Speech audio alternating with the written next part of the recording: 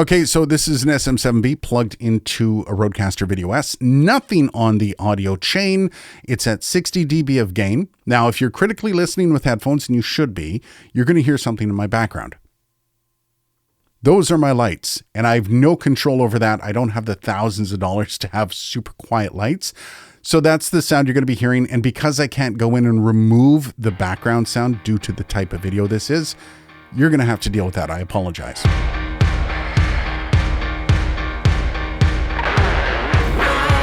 Now, this is an interesting conversation because there's a ton of questions out there dedicated to this very topic.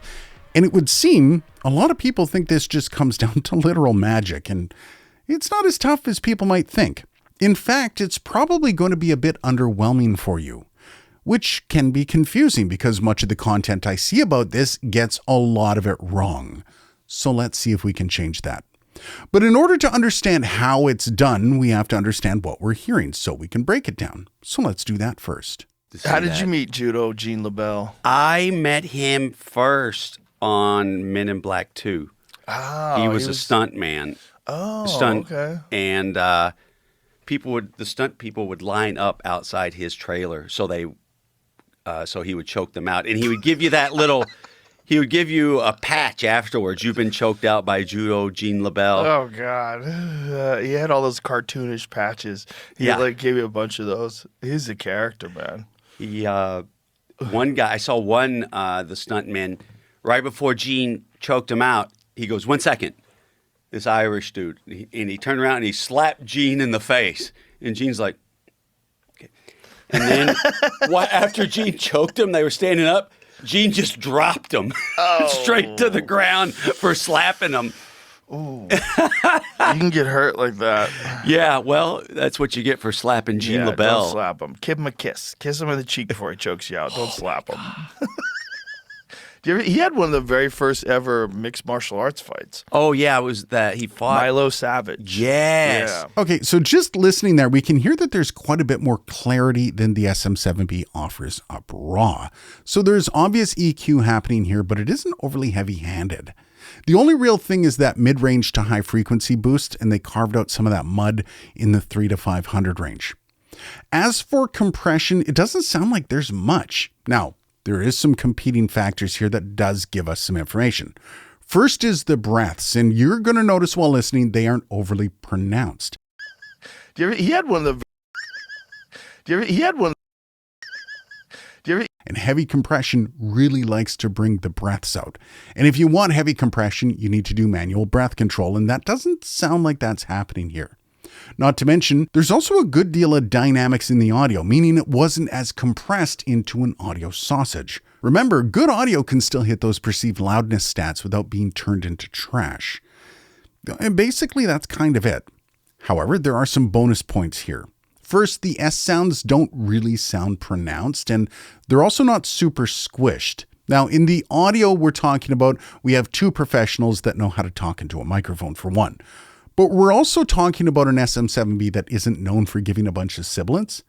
However, it is plausible that there was a de-esser gently applied to both Johnny and Joe, but if so, it is extremely targeted and it isn't impacting any of the other audio. But the most surprising thing I heard here is the room tone. Like, there's an actual room tone to the recording and not an insignificant amount of it either. Slap Gene in the face. And Gene's like, okay.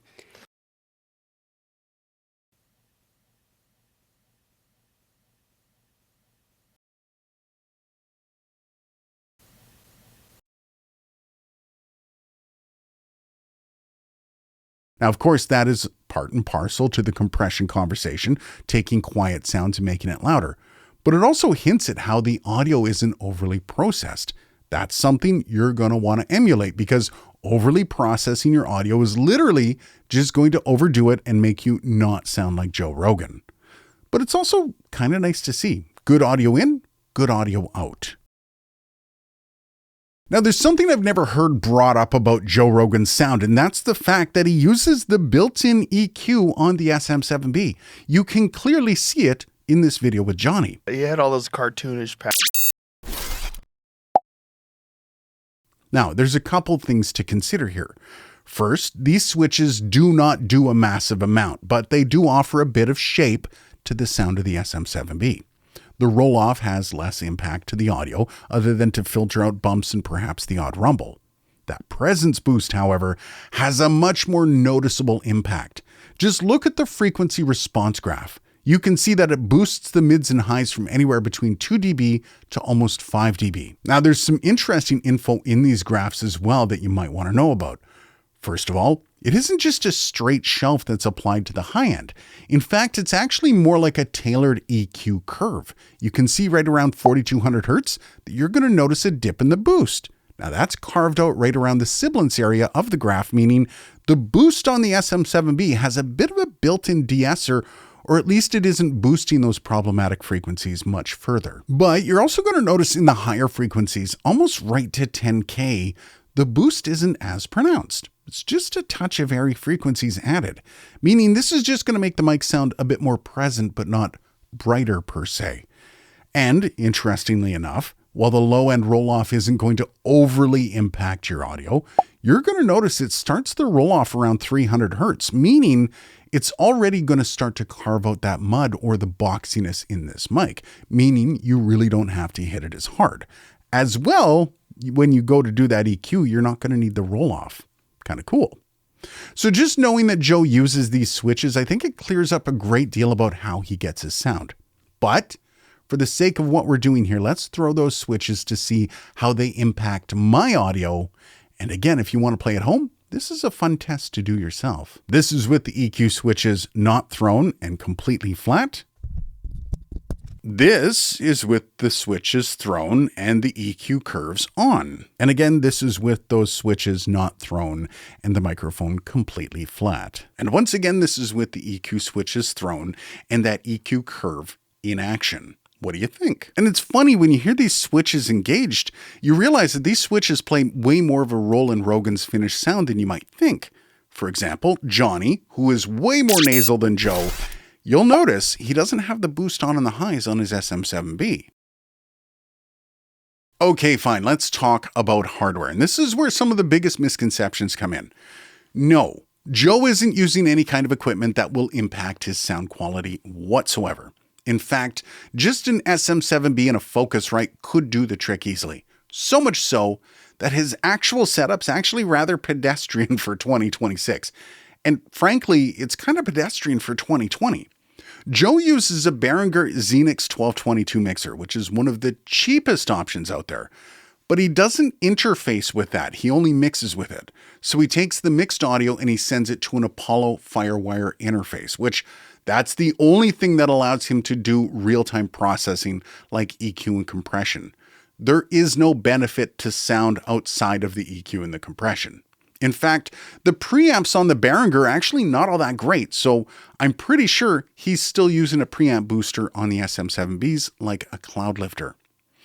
All of this, though, is actually fine. There's no way that it's a professional setup, though. Meaning, for your simplified setup, a 2i2 with an SM7B or something similar will be fine. Just do all the processing in post. No reason to think that there's any magic here whatsoever. And this is where people tend to screw things up. Now, if you're going for the actual Joe Rogan sound, you're not going to do much here. Remember, there isn't any kind of gate or expander on the room tone or the overall noise. There isn't any mouth declinking going on. Shout out to the Misophoniacs out there. And we know that both the EQ and compression isn't heavy-handed, if present at all. But before we EQ, there's something else you need to understand. A lot of the boominess of an SM7B comes from proximity, as this mic is gain hungry. Many people are apt to get right up on it. But if you have a decent enough setup, or you're willing to not just record at a really hot level, just back off the mic a bit. Move it to about 6 inches. Now, I know it doesn't look like it in the video, but this is just a trick of the mind. Joe isn't right up on his microphone, and his guests aren't either. Now, this requires a bit of a treated space, but honestly, if you're trying to recreate a sound signature without addressing the room, you're going to fail. But we're going to talk about that room treatment in a second, don't you worry. So just by backing off the SM7B, you're going to notice that with the built-in EQ, you really don't need to carve out any boxiness. And if you do, you just have to be gentle with it. Remember, Rogan's audio is actually quite natural sounding, not overly processed, and EQ is processing. From here, though, there's only two things to consider. One is your own voice. You will notice Johnny is more nasal than Joe, so if that's you, you might want to try to impact that between 1 and 2K. And we know that both the EQ and the compression isn't heavy-handed either. But before we EQ, there's something. Be careful here though, as you are knocking the meat of your voice out if you attack it too harshly. This is something that needs to be addressed voice to voice, so take your time here and learn the sounds of this range. However, as a complete devil's advocate, and something I noticed Jamie did with Johnny, is he left the nasality alone mostly in the final mix, which is also a perfectly fine approach. Some people are just more nasal in their sound. It doesn't have to ruin you. Perhaps just do what they did and knock the presence boost off the SM7B and go from there. Also, when you boost the airy frequencies, you also naturally combat those nasal frequencies anyways. But alas, when you boost those airy frequencies, try to avoid hitting the 4 to 5K area too much with that boost because that's the sibilance area. Meaning if you're sharp with your S sounds, this is where they're going to start jumping out of the audio at you. So be careful, and if you have to, you can run a DS process on it. But much like every other process, going heavy-handed here has a negative effect on your audio.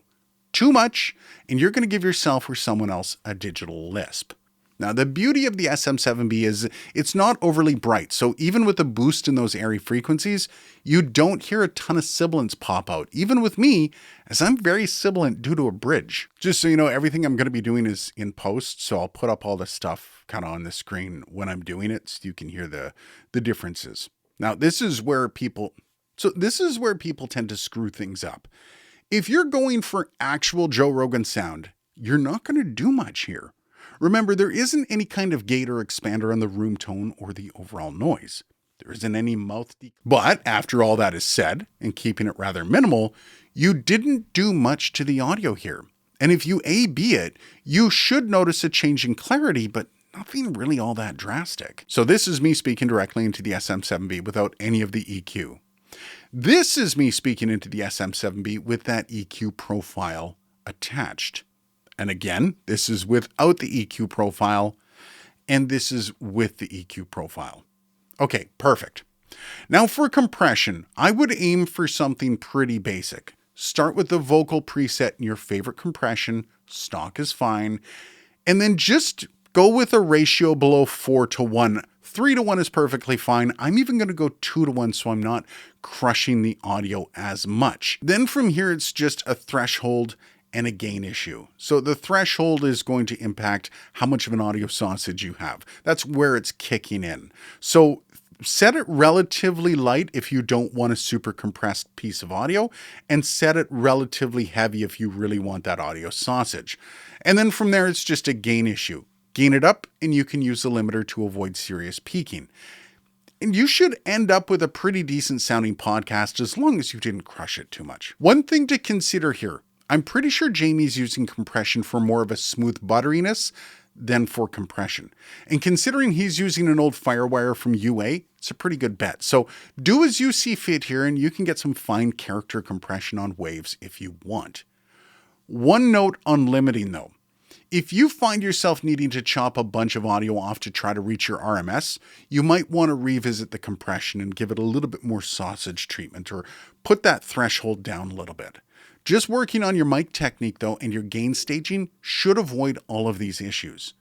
Personally, I like to go through all my audio before processing just to massage out some of those rogue peaks so it's less dramatic after some EQ and compression. And that's pretty much it. dB of gain, and that is it. I've got just an SM7B and a Focusrite could do the trick easily. So much so, my light popped off just as we're about to talk about the room, so let's get it before it comes back on. Now, this is the part people hate to talk about, but, and this is important, Joe's studio doesn't have a whole lot of acoustic treatment. I'm sure there's a bit, and there's a curtain behind the guest, but other than that, there's not really much. Now, he even has a massive table to interview at and a massive TV as a reflection point here. However, if you have a keen eye, you're going to notice something. First, that big long table isn't just a big long bare table. He has a ton of stuff on it. Plus, his space isn't bare either. There's stuff on the walls, stuff in the way. Extra points for the Rode NT1 in the footage as well. But before you get all mopey about having to spend a bunch of money on treatment, you don't have to. Maybe a curtain if you have a big room and you need to cut it down for reverb, or if you just have a big old flat wall with nothing on it. A big heavy curtain from a secondhand store will do you great, but don't just run with an empty room and you're probably going to be fine. However, if you are going for this approach, one thing I will recommend is a carpet. Hardwood floors can really mess up the sound in your room.